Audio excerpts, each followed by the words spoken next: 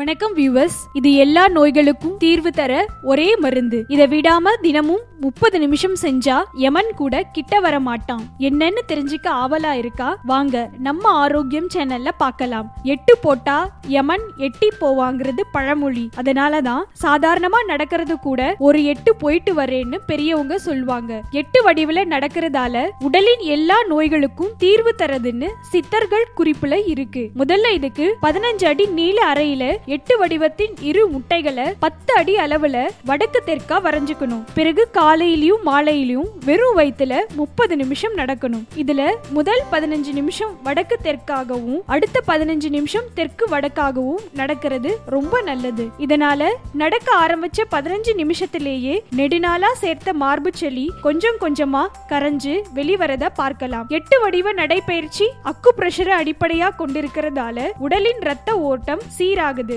ரத்தம் சீராகிறதால high BP, low BP உள்ளிட்ட எல்லாமே ஓடி போகுது. கொஞ்சம் கொஞ்சமா உயிரை கொள்ற சர்க்கரையும் 2 மாசத்துல கட்டுப்பாட்டுல வருது. ஒரு வருஷம் விடாம 8 போட்டா சர்க்கரை நோயே இல்லாம போகுது. தவிர தேவையில்லாத கொழுப்புகள் கரைஞ்சு உடல் ஆரோக்கியம் பெறுது. ஜீரண உறுப்புகள் நல்லா வேலை செஞ்சு வயிறு சம்பந்தமான உபாதைகளை போக்குறதோட காலையில வெளி வரலங்கிற மலச்சிக்கல் பிரச்சனை இனி இல்ல.